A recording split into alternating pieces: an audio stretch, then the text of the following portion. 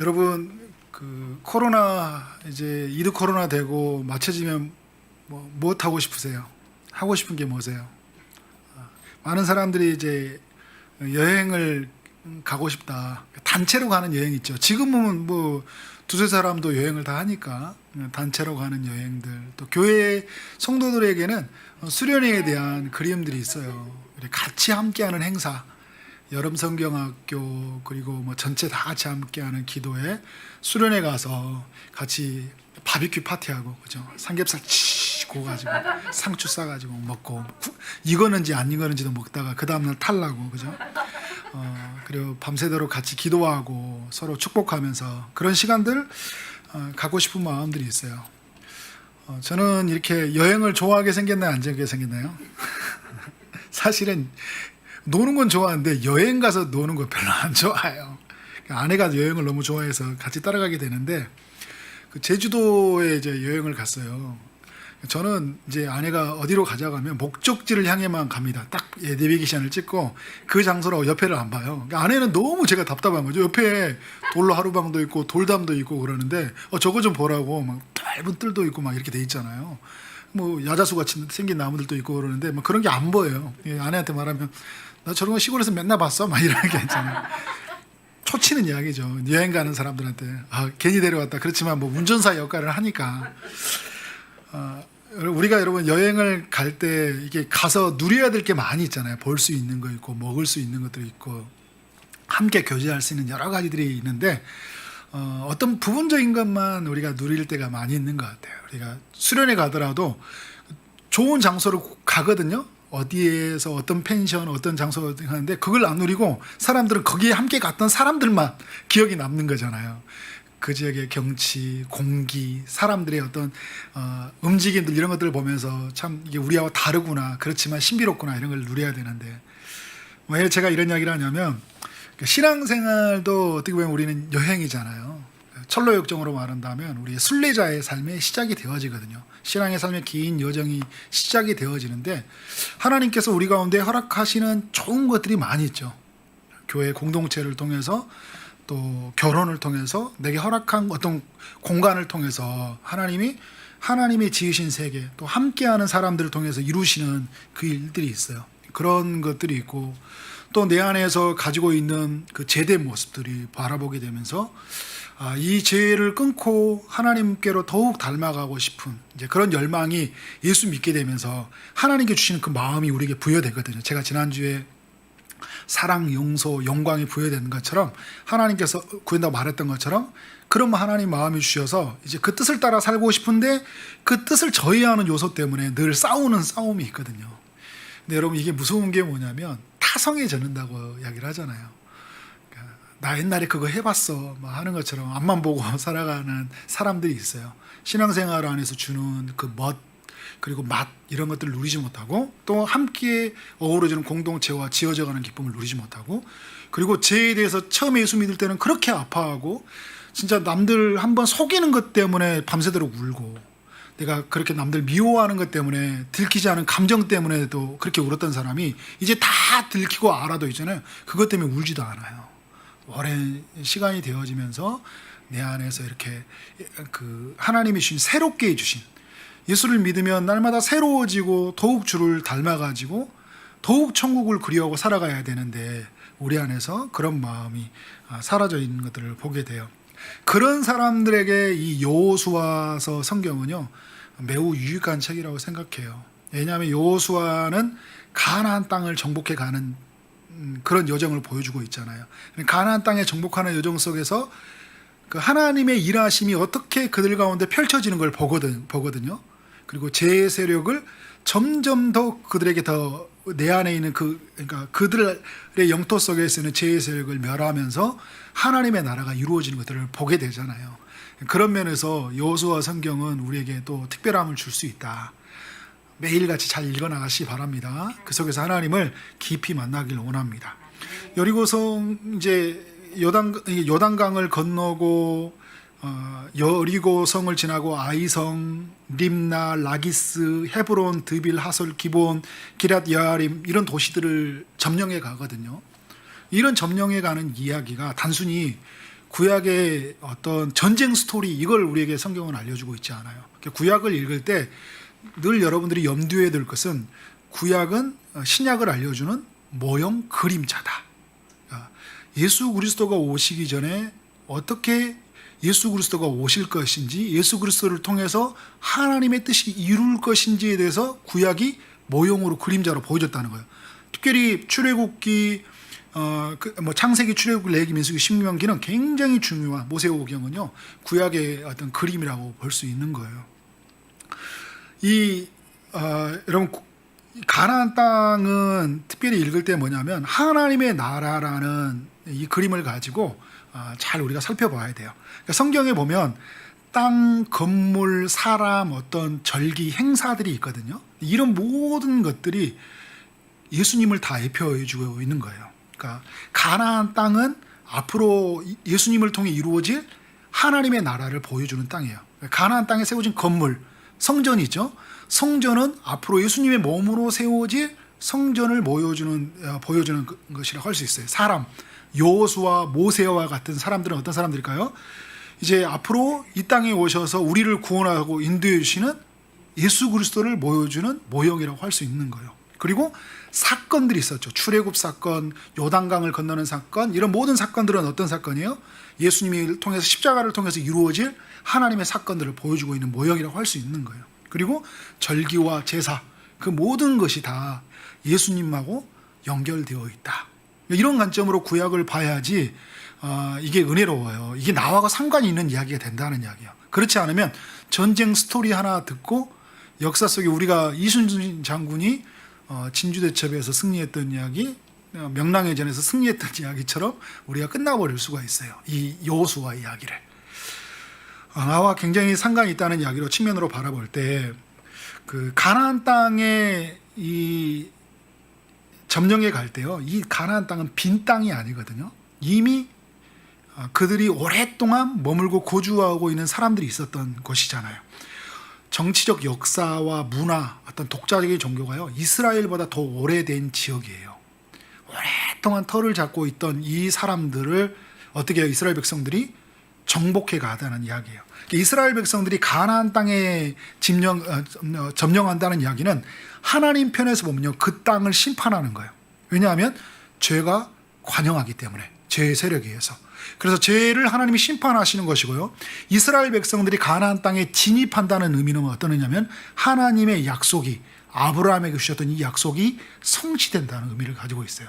심판과 하나님의 이 약속의 성취가 이루어져 있다는 의미를, 그리고 하나님의 믿는 백성들에게는 구원이 시작되는 여정이 되잖아요. 그죠? 구원이 시작되어졌을 때 우리 안에 견고한 성읍들, 기존에 가지고 있던 우리의 삶의 질서가 있었거든요. 우리를 통제하고 우리를 지배하는 어떤 방식이 있었어요. 그런데 우리는 새로운 주인을 만나게 됐죠. 새로운 주인과 함께 이전에 가지고 있는 그 질서들을 깨뜨리고 새로운 삶의 방식을 가지고 살아가야 되잖아요. 이게 이제 우리로 바라본다면 우리도 이제 가나안 땅의 삶의 여정이 시작되어졌으니까 이스라엘 백성들과 동일한 삶의 이야기를 우리는 가지고 있다. 그런 관점으로 오늘 여리고도 살펴보고요, 여호수아를 살펴보면 큰 은혜가 있을 줄 믿습니다. 오늘 이제 이스라엘 백성들이 여리고성을 정복하는 이야기인데요, 여리고성은 가나안 땅에 정복해야 할 첫 번째 성이에요. 근데 너무 강한 성을 만나고 말았어요. 굳게 닫힌 성을, 한 번도 무너지지 않는 성을 만나고 만 거예요.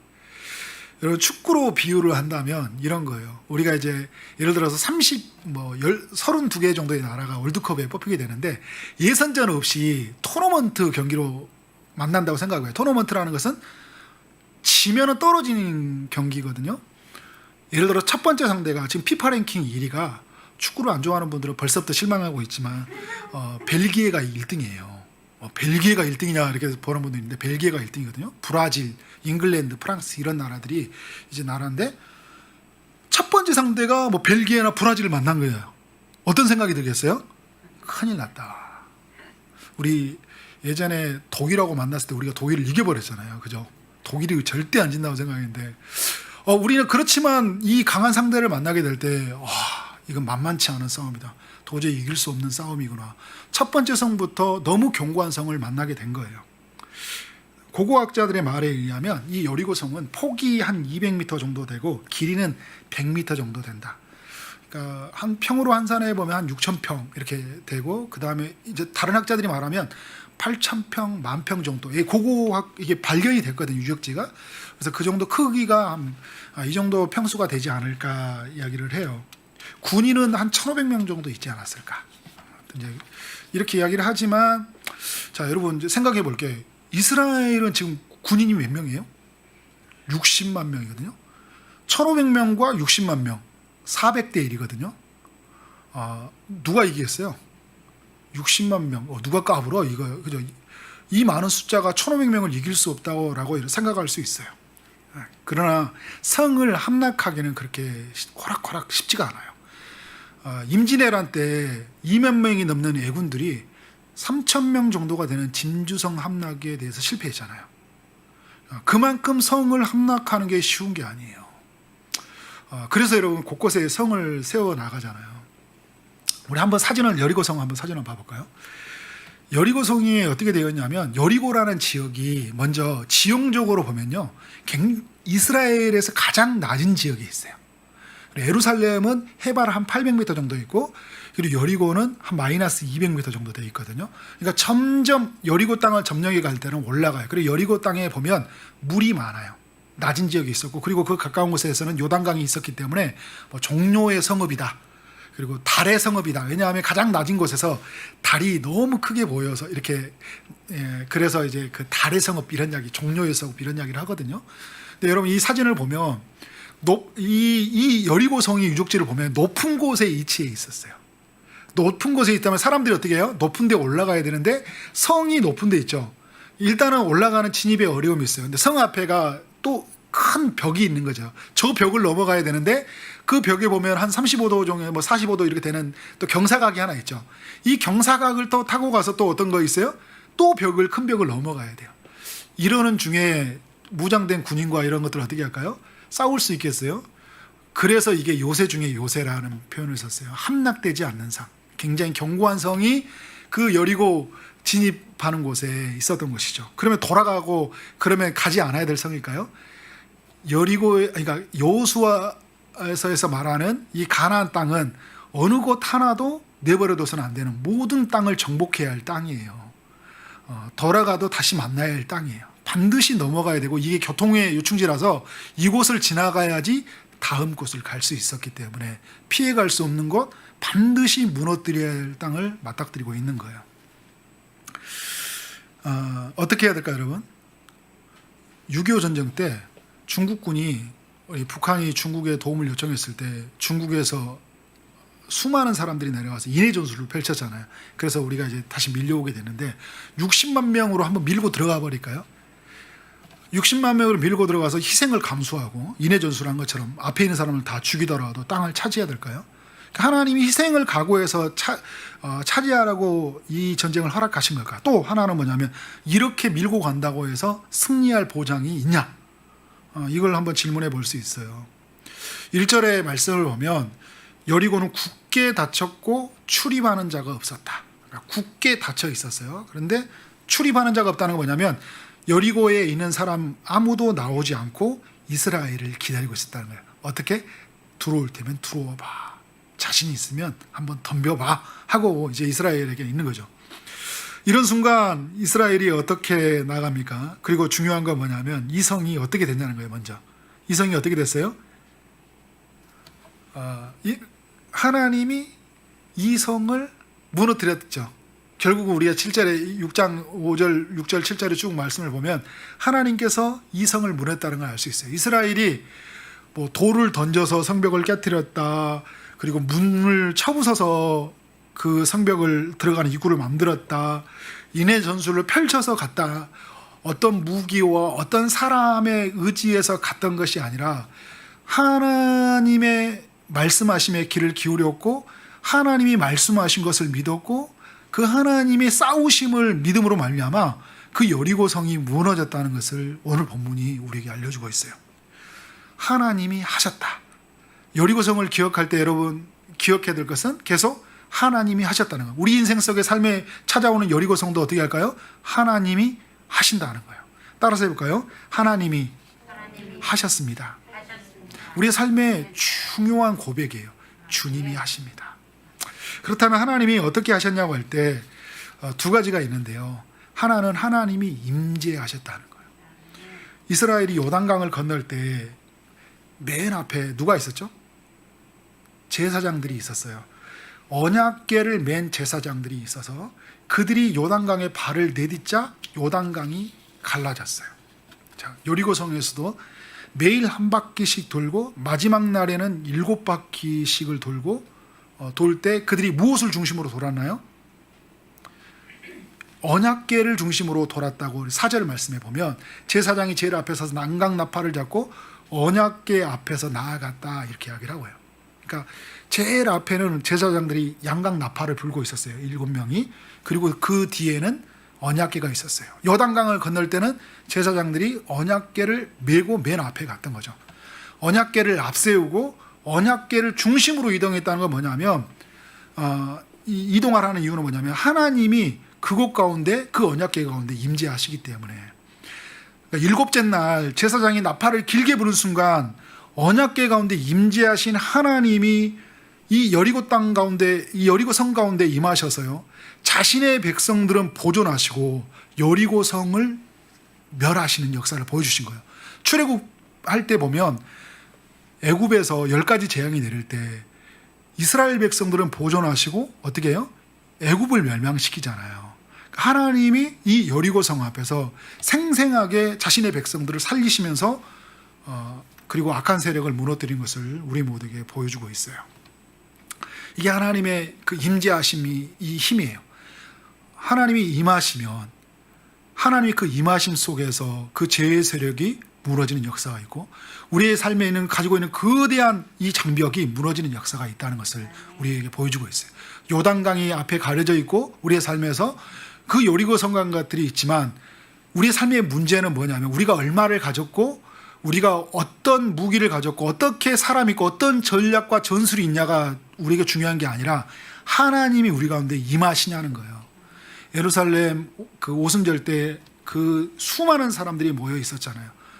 예수님의 제자들이 그 수많은 사람들에게 어떻게 나갔어요? 성령이 임하시니까 그 권능을 받고 복음을 증거하자 그 복음의 역사가 그들이 가지고 있는 그 모든 유대계에 가지고 있는 커다란 이 성벽을 다 무너뜨려 버리고 하나님께로 돌아오게 하는 그런 역사를 보게 하잖아요.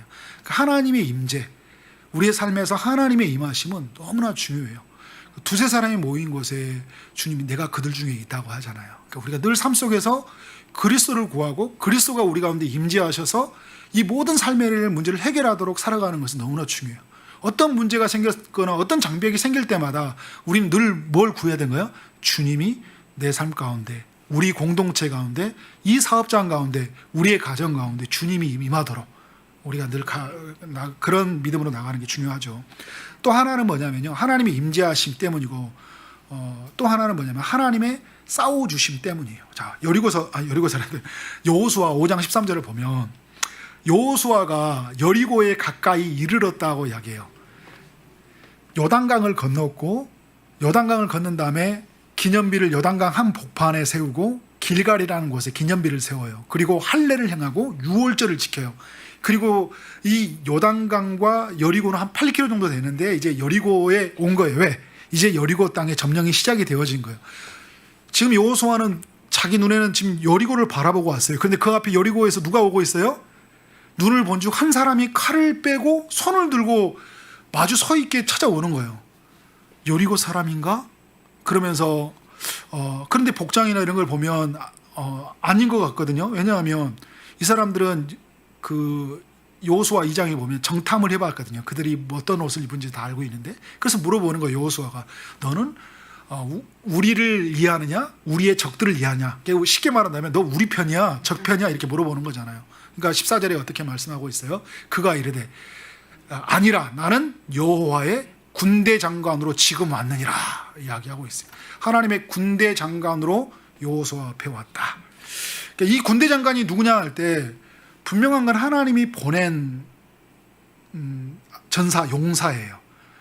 그래서 이거를 성경학자들은 하나님이 보낸 천사다. 그리고 좀 더 우리가 해석할 때 구약에 오신 예수 그리스도. 그러니까 예수 그리스도는 이제 2000년 전에 오셨잖아요. 2000년 전에 오셨지만 예수님은 하나님이시니까 영원전에 계셨고 그 예수님이 구약에 오셔서 이스라엘을 위해서 싸우시는 분이다. 왜냐하면 예수님이 오셔서 어떻게 오셨어요? 우리의 죄를 위해서 싸우시고 오신 분이시잖아요. 구약에서 오면 그래서 야곱과 야복강가에서 싸우는 이가 누구였냐? 야곱과 함께. 그 야곱의 죄, 야곱이 가지고 있는 불신앙과 싸우는 이가 누구예요? 바로 구약에 오신 예수 그리스도다.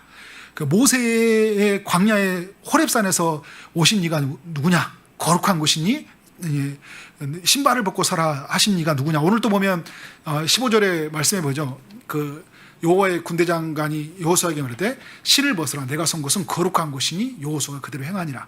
그러니까 모세에게 찾아왔던 그 천사가 지금 이 여호수아에게 찾아왔어요. 이게 누구냐 할 때 많은 학자들이 구약에 오신 예수 그리스도다 이야기하는 거예요. 주님이 오셔서 어떤 이야기를 하시겠어요? 내가 군대 장관으로 왔다는 거예요. 군대 장관으로 왔다는 것은 이스라엘을 호위하게 오신 것이고요. 이스라엘의 모든 장관이 작전을 내리잖아요. 작전을 짜고 작전을 지시하기 위해서 오신 것이고 중요한 건 뭐냐면 그 군대 장관이 이스라엘을 위해서 당신의 백성들을 위해서 싸워주시기 위해서 오셨다는 거예요. 우리가 싸우는 줄 알았더니 누가 싸우는 거예요? 주님이 싸우시는데 우리가 싸워서 이기는 줄 알았더니 주님이 이미 싸워서 승리하시는 그 싸움의 이야기를 오늘 이 여리고서에 무너졌던 이야기를 통해 우리에게 알려주고 있어요. 자, 여러분 다시 한번 정리를 한다면 여리고성이 무너졌던 것은 하나님이 그곳에 임재하셨기 때문이고 하나님께서 보낸 자가 하나님이 보낸 자였다면 하나님이 싸우신 거잖아요. 하나님이 싸워주심으로 말미암아 승리한 전쟁이었다. 그래서 여러분 하나님이 하신 싸움이에요. 신앙생활할 때 이걸 놓치면 안 돼요. 하나님이 오셔야 되고 하나님이 임하셔야 되고 하나님이 싸워야지만이 이길 수 있다. 그죠? 그래서 우리가 어떤 그 우리의 육으로 혈과 육으로 싸우는 싸움이 아니라 공중권세 잡은 자들의 싸움은 하나님이 임하심의 싸움이에요. 그럼 우리 모든 삶이 가지고 우리는 서야 된다.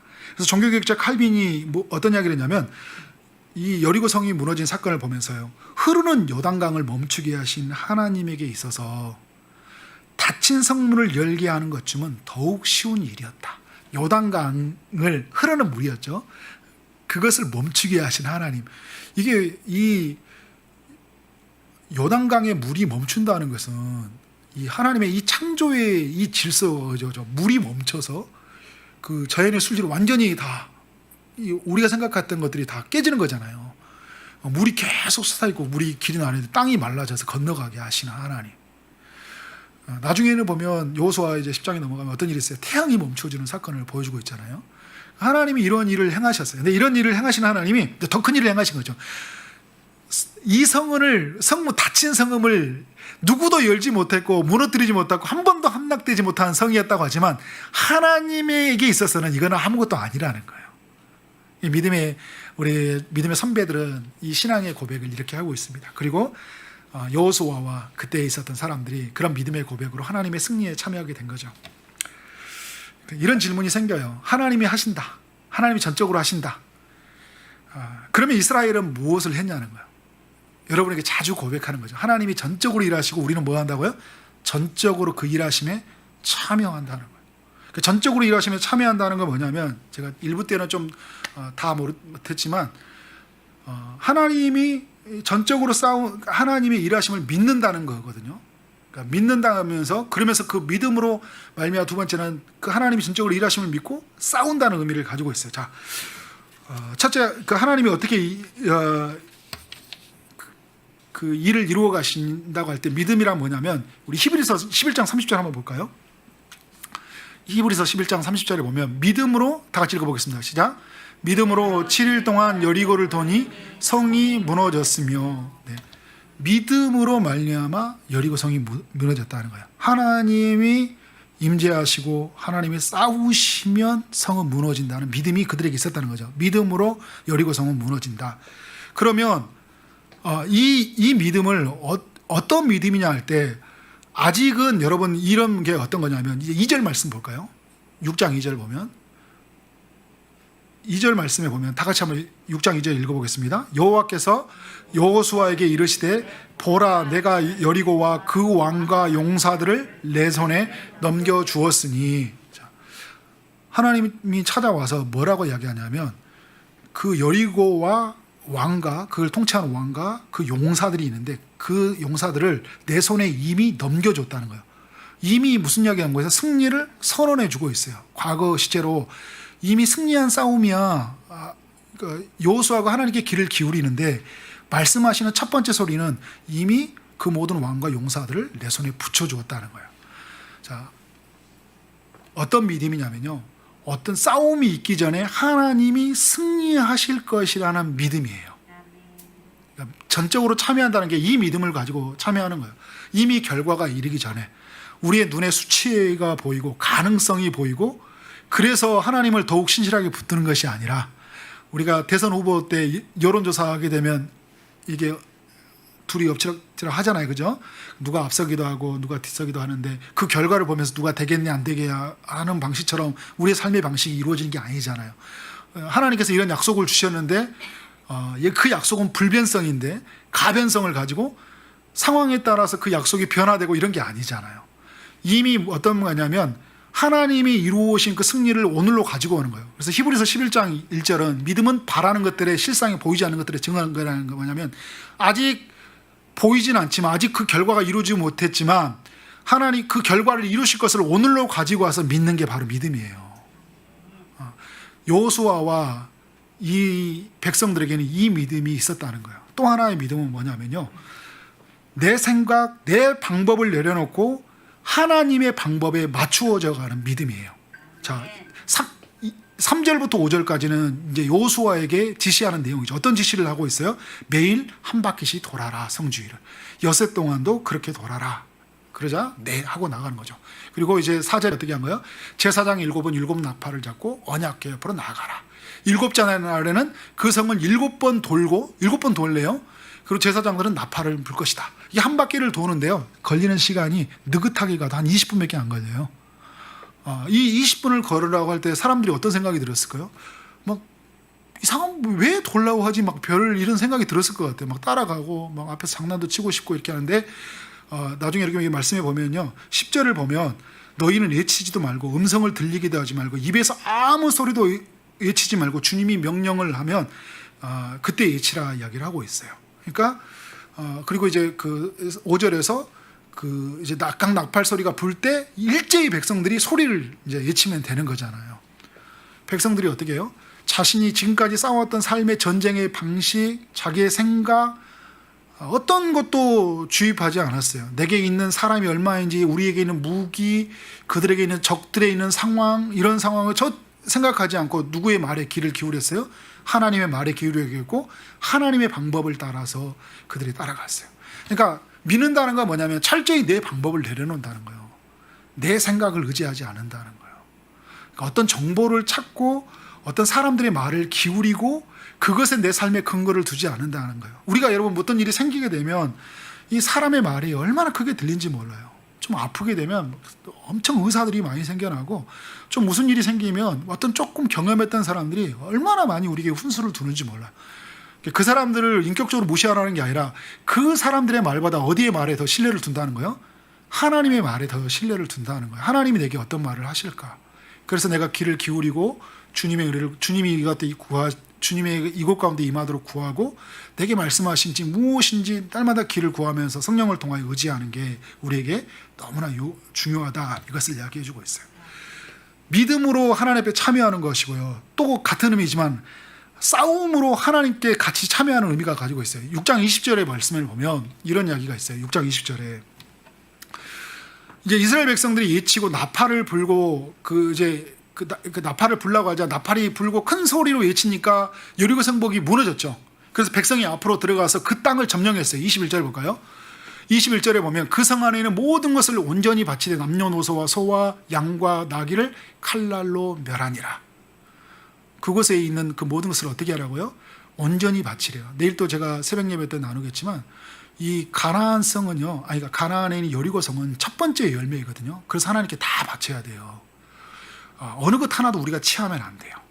그리고 거기에 있는 물건들이 다 있잖아요. 그것들을 이제 다 하나님께 바치고 그곳에 있는 사람, 양과 소, 고든 나귀들이잖아요.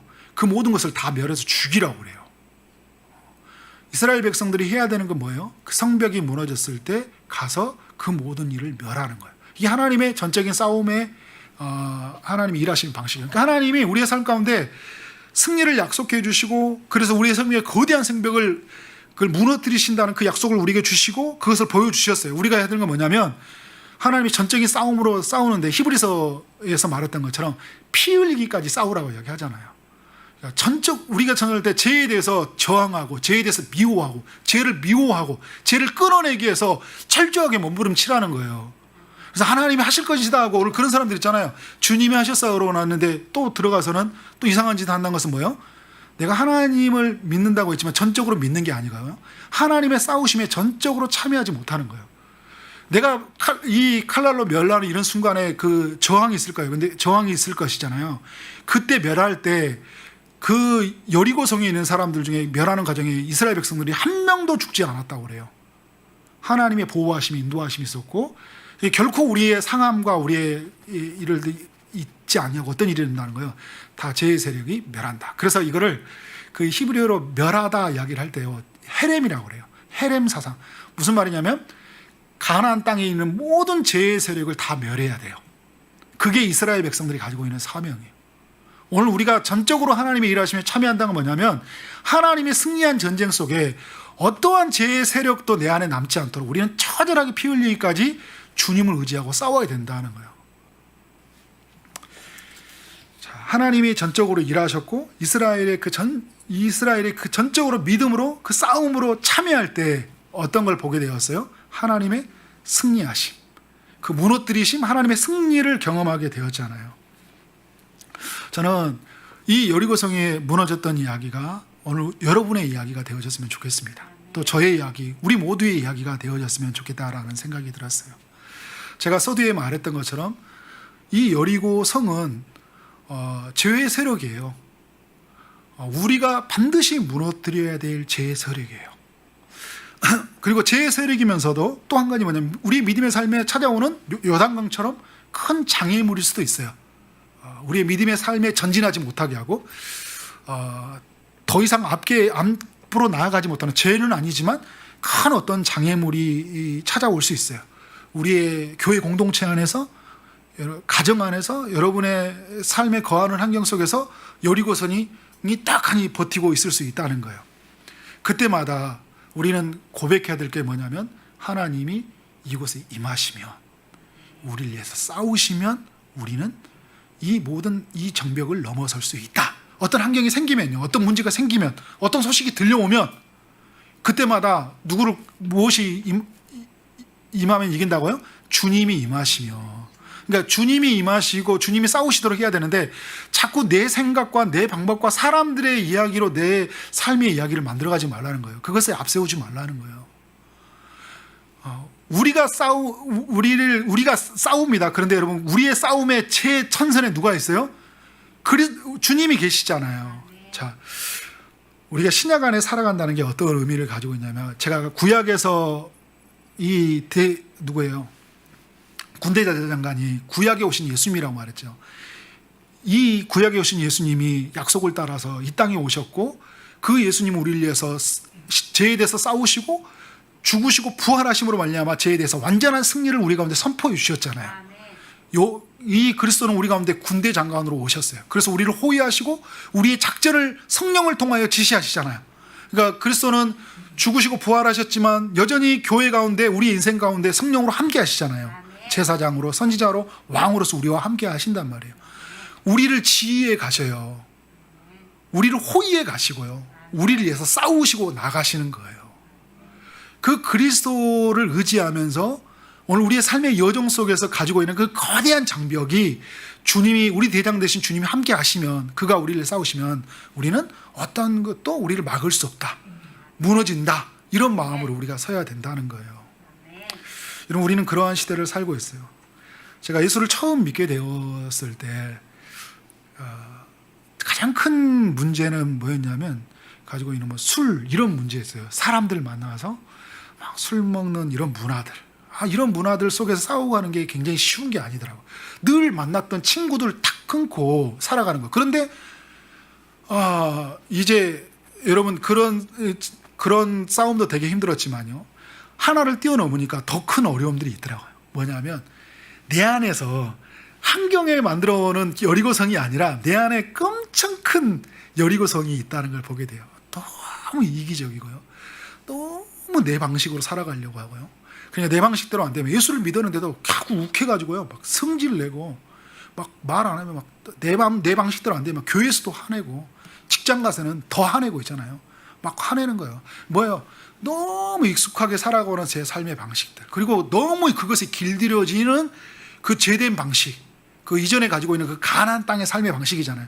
이것이 완전히 죄의 세력이 내 안에서 다 무너져야 되는데 그렇지 못하고, 분명히 예수 그리스도를 만나면서 나는 죄에 대해 죽고 의에 대해 살아난 존재가 되었다고 믿었지만, 내 안에 있는 그 죄의 열매가 얼마나 견고하게 나를 붙잡고 있는지 몰라요.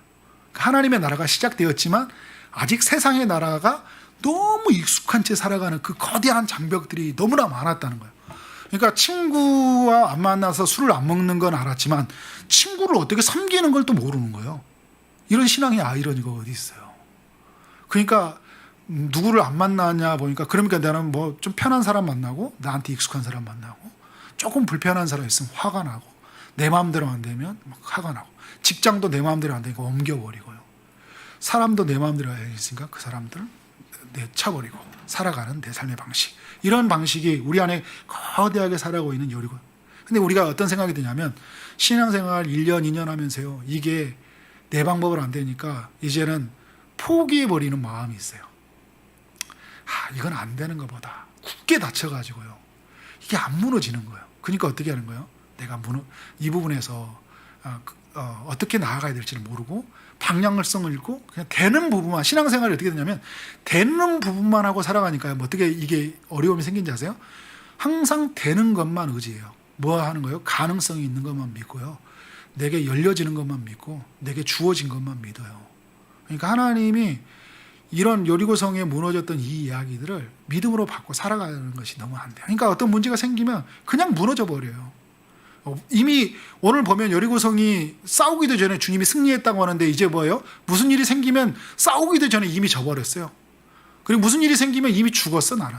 어떤 일이 생기면 이제 그 다음부터는 막 유서 쓰는 거예요. 어떤 일이 생기면 나는 이제 이 직장에서 일이 딱 막히잖아요. 이제 난 벌써 퇴직을 생각하고 다른 직장을 생각해요. 문제의 벽에 부딪히며, 문제의 벽을 뛰어넘도록 주님이 오셨고 우리를 위해 싸우신다는 사실을 믿지 않고 늘 뭐를 의지하는 거예요? 객관성, 가지고 있는 경험과 수치와 데이터와 사람들의 이야기에 늘 머물러 있다 보니까, 그러니까 하나님이 지시하는 것에 우리의 의미를 두지 않고 어떤 내 삶의 근거를 두고 이제 살아가게 보다 보니까 그런 우리의 어려움들이 보게 되는 것 같아요. 코로나 때 여러분, 믿음이 더욱 떨어져 가는 사람이 있고요, 믿음이 더욱 분명하게 세워져 가는 사람이 있어요. 코로나는 장벽이 있을 때 코로나보다 크신 하나님을 본 사람은요, 이게 문제가 안 돼요.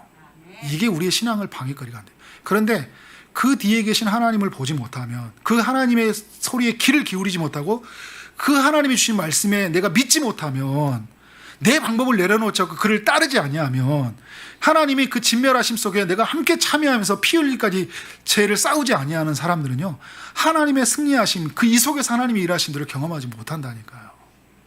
근데 그럼에도 불구하고 코로나 속에서도 하나님을 믿는 사람이요, 이런 환경 속에서도 믿음이 더욱 새로워지는 사람이 있어요. 제가 어떤 사람들을 만나면 코로나가 자기의 믿음을 더욱 부여하게 했다는 사람이 있어요. 굉장히 놀라워요. 더욱 하나님을 의지하고 더욱 하나님께 붙들리게 되었다. 그게 무슨 말이에요? 이 삶 속에서 하나님이 누구인지, 이 여리고성을 무너뜨리는 분이 누구인지를 만나게 되었다는 거예요. 그래서 오늘 여러분의 여리고성 이야기를 할 때 단순히 여리고성 하나의 성이 무너졌다라는 것이 아니라 여리고성을 무너뜨리는 분이 누구이냐. 그러니까 방법론에 치우쳐서 사람들이요, 7바퀴 돌면 무너지냐 하면 사람들이 계속 7바퀴 돌아요. 무슨 일이 생기면. 아이성은요, 다음의 성은요, 하나님이 아이성을 무찌를 때 보면 7바퀴 돌라고 말하지 않아요. 매복해서 유인해서 죽이라고 이야기를 해요. 싸워서 죽이라고 이야기하거든요. 중요한 게 뭐냐면 핵이라 되어 있지 않고 어떤 방법이 있는 게 아니라 하나님이 지시하는 명령이 있다는 거예요. 그래서 우리는 그 하나님을 바라봐야 돼요. 그 하나님을 믿고 하나님의 승리하심을 믿고 그 하나님의 승리하심에 전적으로 참여해서 그 죄와 피 흘릴까지 싸우면서 우리 안에서 하나님의 뜻이 이루어지는 기쁨을 누려가는 여러분 모든 삶이 되어지기를 주님의 이름으로 축원합니다. 아멘.